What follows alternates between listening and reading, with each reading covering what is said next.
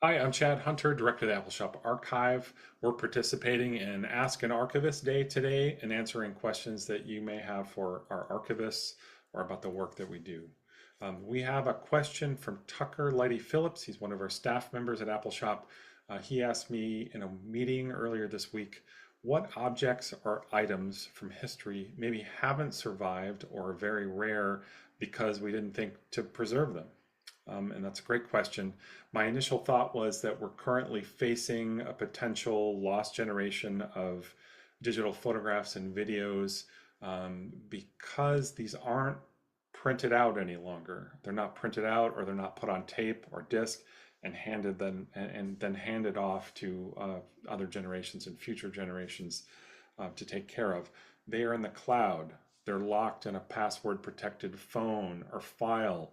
And so it's a real question about, yes, those materials that are posted on the internet will likely survive in some form, but all of the rest of the photos and videos may not. Some of them may not.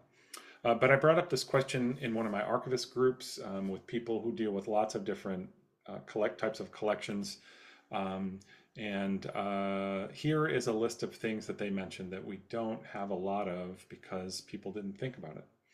The first was somebody mentioned catalogs and similar ephemera, which were only meant to be temporarily used, not preserved long term. And they said, yes, you can find examples of catalogs out there, but if you're trying to find a specific catalog, you may struggle to find it.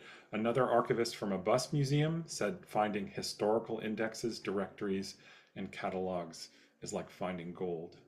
Someone else mentioned general knowledge, the knowledge, skills, and stories about things like foodways, building techniques, and how to use various technologies is not being passed on.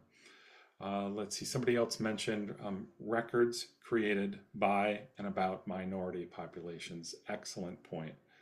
Another also said technology that kids have never seen or used.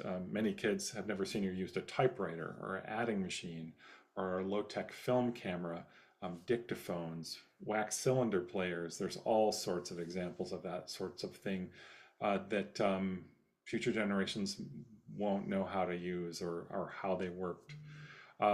Somebody else just mentioned context. So that's along that same line. And lastly, someone else mentioned everyday articles of clothing, especially in the original packaging and copies of their advertisements. Fascinating. Anyway, thanks for the question, Tucker. Appreciate it.